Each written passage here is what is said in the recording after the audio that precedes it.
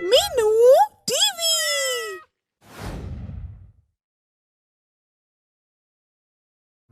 आप सुन रहे हैं कहानी गरीब और कोरोना। एक कस्बे में सतीश अपनी पत्नी निर्मल के साथ रहता है। सतीश किराने के स्टोर में नौकरी करता है। सतीश की पत्नी निर्मल घर पर ही रहकर घर का काम संभालती है, लेकिन सतीश की आर्थिक स्थिति अच्छी नहीं है। सतीश सुबह सुबह नहाकर किराने के स्टोर पर जाने के लिए तैयार होता है। तभी निर्मल आती है। लाओ, मेरा लंच बॉक्स कहाँ है? मैंने आज टीवी पर देखा था, बाहर कोई बीमारी फैली हुई है। आप आज काम पर मत जाओ। ये कोई आज का तो नहीं है, ना जाने ये बीमारी कब तक रहेगी, क्योंकि मैंने सुना है अभी इसकी दवाई भी नहीं बनी है। ये छूने से फैलती है और अगर आपको लग गई तो? तुम जाकर मेरा लंच बॉक्स लाओ और ज्यादा मत सोचो। फिक्र तो होती है ना। अगर घर में बैठूंगा तो खाएंगे क्या? और वैसे भी कुछ दिनों में लॉकडाउन लगने वाला है, तब तक तो काम करना ही पड़ेगा। सतीश लंच लेकर चला जाता है। निर्मल फिक्र में बैठी होती है और टीवी पर कोरोना की खबर देख देख कर डर रही होती है, क्योंकि कोरोना पूरे देश में फैल गया और बहुत सारे लोगों को एक साथ निगल गया। सतीश मास्क लगाकर ही किराना स्टोर गया है, लेकिन आने वाले कुछ ग्राहकों ने मास्क नहीं लगाया है। भैया मास्क लगा लो, ये छोटा सा मास्क ही हमें बचा सकता है। ये कोरोना वोरोना कुछ नहीं है, फालतू में अफवाह फैलाई हुई है। भैया अफवाह नहीं है, सच में बीमारी है। एक छोटा सा मास्क आपको, आपके परिवार को और हम जैसे दूसरे लोगों को बचा सकता है। ग्राहक सतीश को पागल समझकर हंसकर चला जाता है। सतीश दिन भर कुछ ग्राहकों को मास्क और सैनिटाइजर का प्रयोग करने की सलाह देता है। कुछ अच्छे ग्राहक मास्क लगाकर भी आते हैं। सतीश उनको सैल्यूट करता है। मेरा शरीर कुछ टूटा जा रहा है, पूरे बदन में दर्द हो रहा है, घर चला जाता हूँ। सतीश दुकान से छुट्टी लेकर घर चला जाता है। क्या हुआ, आप आज इतनी जल्दी क्यों आ गए? लॉकडाउन लग गया क्या? निर्मल, तुम मेरे लिए चाय बना दो, सिर में दर्द है। निर्मल चाय बनाती है और सतीश का हाथ पकड़कर देखती है। आपको तो बहुत तेज बुखार है, जल्दी से चाय पी लीजिए, मैं दवाई लाती हूँ। निर्मल सतीश को गोली खिलाती है और उसे कुछ आराम पड़ जाता है। आराम लगने के बाद सतीश सो जाता है। सतीश की शाम को आंख खुलती है और वह तेज तेज खांसता है। निर्मल दौड़ कर आती है। आपको इतनी तेज खांसी आ रही है? बुखार अभी भी है, एक गोली और दे देती हूँ। निर्मल सतीश को एक गोली देकर 1 घंटे इंतजार करती है, लेकिन सतीश को अब सांस लेने में भी दिक्कत होने लगी। मुझे सांस नहीं आ रहा है, जुकाम हो गया है। ये तो कोरोना के लक्षण हैं जो टीवी में देखे थे। हे भगवान, अब मैं क्या करूं? मैं आपको अस्पताल लेकर चलती हूँ। कुछ देर में रात होने वाली है, अभी अस्पताल जाना सही नहीं होगा। आपको सांस नहीं आ रही है, मैं कोई रिस्क नहीं ले सकती हूँ। निर्मल घर में जाकर देखती है तो उसको 2000 रुपए मिल जाते हैं।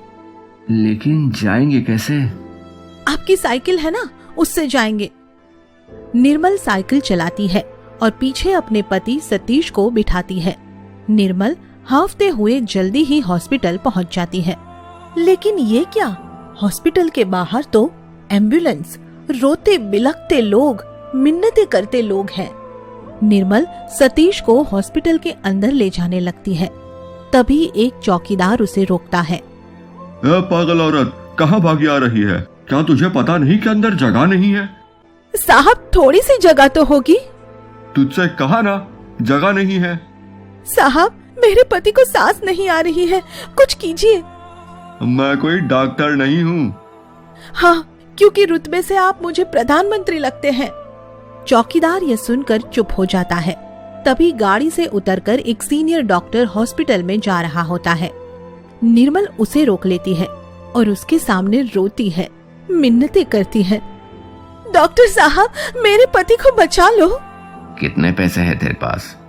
साहब, पूरे 2000 है, आप सारे रख लो, लेकिन मेरे पति को बचा लो। मैडम, ये प्राइवेट हॉस्पिटल है, यहाँ 2 लाख भी कम है, तो ऐसा करो, अपने इस कोरोना मरीज को यहाँ से ले जाओ। साहब कोई गोली तो दे दीजिए जिससे इनकी जान बच जाए। इसको सिर्फ गोली की नहीं, ऑक्सीजन की जरूरत है। अब निकलो यहाँ से, इतना टाइम नहीं है। डॉक्टर अंदर चला जाता है। सतीश की सांसें रुकने लगती है और निर्मल मुट्ठी में 2000 दबाए बेबस खड़ी रहती है। कुछ नहीं होगा आपको, आप घबराओ मत। सांस सांस। मैंने किताब में पढ़ा था कि पेड़ हमें ऑक्सीजन देते हैं। मैं आपको जल्दी से पेड़ के पास ले चलती हूँ। बेचारी निर्मल पति का यह हाल देखकर बिल्कुल पागल जैसे हो गई थी और वह फिर अपनी साइकिल पर सतीश को बिठाकर एक पीपल के पेड़ के पास पहुंची। जंगल में बहुत अंधेरा है और कुछ नहीं दिख रहा। घबराई हुई निर्मल पेड़ से मिन्नतें करने लगी कि वह उसके पति को पर्याप्त ऑक्सीजन दे दे, लेकिन जब कोई मदद नहीं हुई तो निर्मल ने सतीश को अपने मुंह से ऑक्सीजन देनी शुरू कर दी। तुम मुझसे दूर रहो, ये तुम्हें भी। आप चुप ही रहो, जिएंगे तो साथ, मरेंगे तो साथ।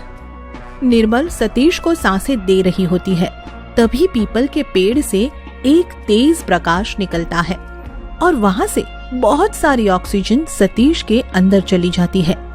यह देख निर्मल भी हैरान हो जाती है। सतीश तुरंत ठीक हो जाता है और निर्मल भी ठीक रहती है। तभी पेड़ से आवाज आती है, मुझे मनुष्य ने काट कर अपने लिए मौत बुलाई है और आज भी बहुत तेजी से काट रहा है, लेकिन मैं फिर भी सबकी जान बचाऊंगा। निर्मल और सतीश ने पेड़ को धन्यवाद दिया और कभी न काटने का वादा किया। जिस किसी को भी ऑक्सीजन की जरूरत पड़ती वह उस पेड़ के पास मदद मांगने आने लगे। दोस्तों, सतीश को तो एक पेड़ ने बचा लिया, लेकिन आपको मास्क ही बचा सकता है। बेवजह घरों से बाहर न निकले और पेड़ों को नहीं काटे। घर में रहे, स्वस्थ रहे, स्वच्छ रहे।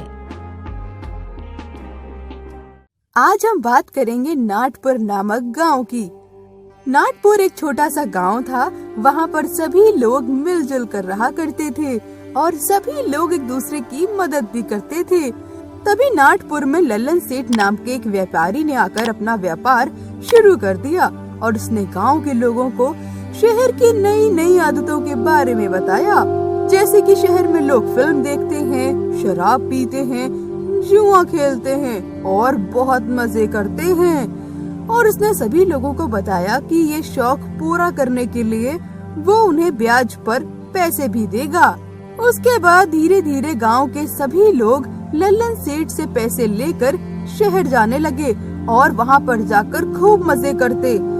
और देखते ही देखते ब्याज के चक्कर में पूरा नाटपुर गांव आ गया था और अब तो लोगों को अपना घर तक चलाने में दिक्कत होने लगी थी और लोगों के पास बिल्कुल भी पैसे नहीं बचे थे और सभी लोगों को अपना घर तक बेचने की नौबत आ गई थी। लोग इतने गरीब हो गए थे कि उनके पास दवाई तक के पैसे नहीं बचे थे।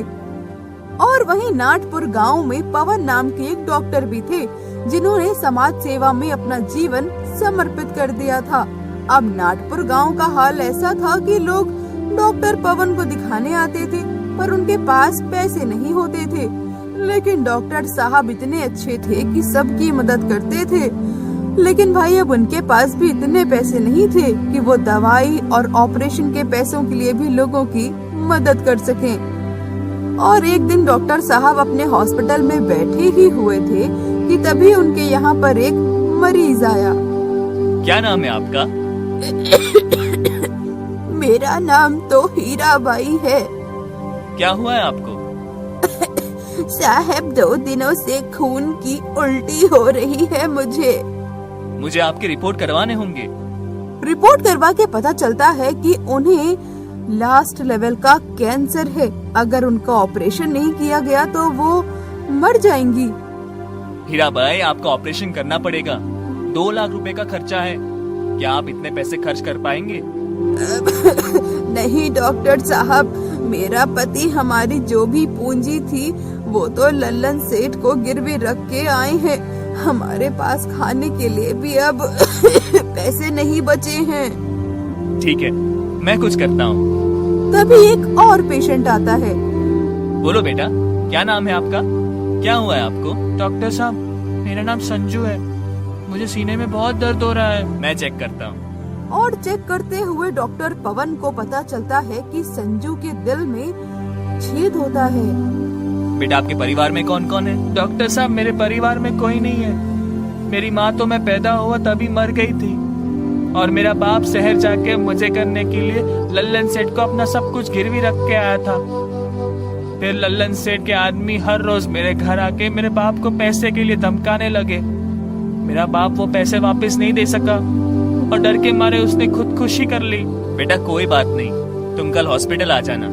और बेचारे डॉक्टर पवन दुखी होकर नदी के किनारे बैठकर सोच रहे थे कि इतने सारे लोगों की मदद आखिर वो कैसे करेंगे।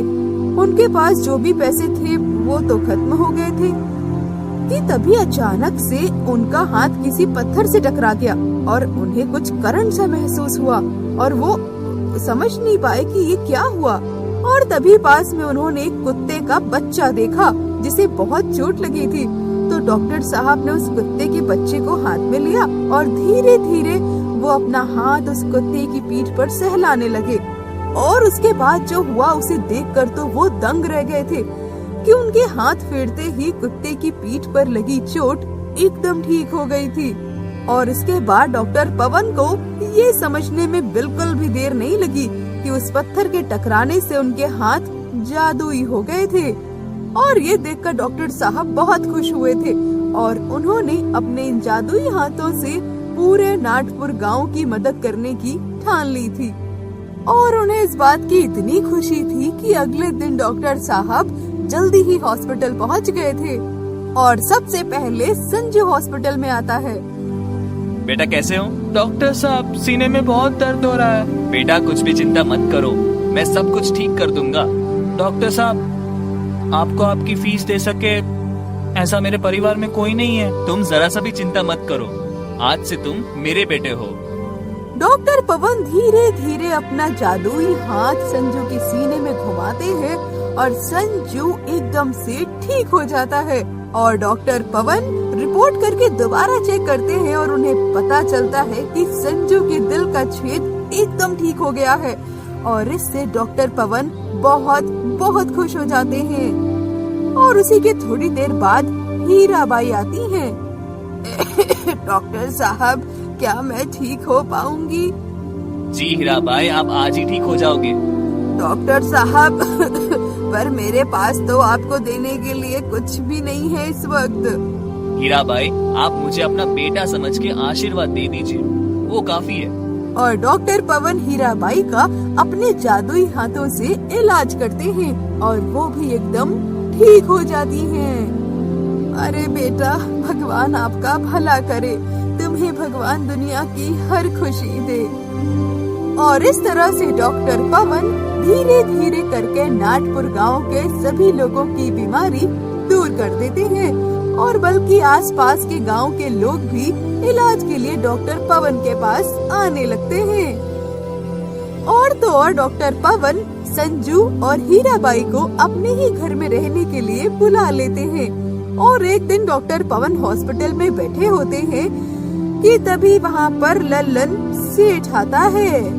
डॉक्टर साहब, मेरे पूरे शरीर में कीड़े पड़े हैं। मैं ना तो बैठ पाता हूँ ना तो मैं सो पाता हूँ। प्लीज मेरी मदद कीजिए। लल्लन सेठ, तुम तो पूरे नटपुर गांव की बद्दुआ लेके बैठे हो, ये तो होना ही था। डॉक्टर साहब, मेरी मदद कीजिए। मैं शहर के सबसे बड़े डॉक्टर को दिखा के आया, वो बोल रहे हैं तुम्हारी मौत नजदीक आ गई है। अगर आप मेरी मदद करेंगे तो आप जो कहेंगे वो देने के लिए तैयार हूँ। लल्लन सेठ, आप मुझे कुछ दो या ना दो, मेरे हर एक मरीज की मदद करना मेरा धर्म है। मैं तुम्हारी मदद करूंगा और इसके लिए मुझे कुछ नहीं चाहिए। और डॉक्टर पवन ललन सेठ का अपने जादुई हाथों से इलाज करते हैं और वो एकदम पहले के जैसे हो जाता है।